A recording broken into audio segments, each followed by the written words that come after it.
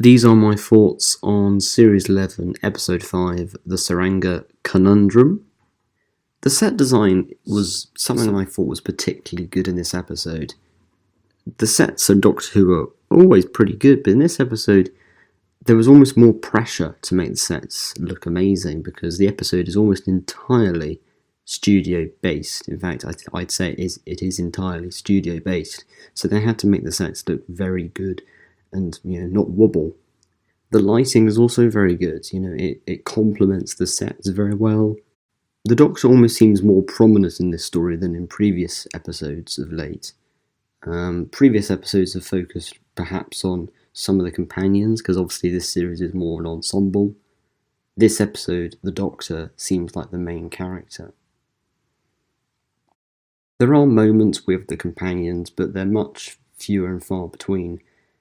There are nice moments, but they don't really affect the overall story. They're just small moments, if you will. I liked the character of Astos, played by Brett Goldstein. I thought he was really interesting. I thought he was great. But he gets killed off quite early on in the episode, so that's an issue. And the trailers had me believe that this was some sinister hospital that the Doctor and her companions had to stay on. They could never leave, but you never really get that sense. It might be false advertising, but I'm a bit disappointed that there wasn't some more sinister element to the hospital. In terms of the villain, the Pating was a bit goofy. Unlike the Adipose from Series 4, the Pating was just irredeemable. The Pating was an entirely innocent creature, meaning it didn't do anything out of malice, it did stuff out of survival, which is an interesting sort of plot element, if you will, but it didn't really work for me. Interestingly, this is another villain that doesn't die and manages to live to the end of the episode. This is probably the most science fiction heavy episode we've had in quite a while. There are very few references to pop culture, except from Call the Midwife. The TARDIS doesn't even appear, for example. But as the story is set in the future, this is pretty good. It's set in the 67th century, and it makes good use of that. It establishes a culture in that time. It feels very much set in the future. The notion of the ship being controlled automatically was quite interesting. I thought it was not exactly the most interesting idea, but I thought in a science fiction concept, it seemed fairly organic. I liked the character of Durkas, played by Ben Bailey Smith. I thought he was pretty interesting. But the rest of the characters, the sort of supporting characters, didn't do much for me. They were either silly side characters, such as the pregnant man, or they were kind of boring. This episode was a big improvement on last week. This episode is not a filler episode by any stretch of the imagination. It's got a lot of interesting little details that help expand the world. It's great at world building effectively. But ultimately, I think it falls a little short, and it's really kind of the villain, the Pating, is quite weak. But I think in terms of the world building and the set design and the lighting and the performances, this is, that is what saves the episode for me.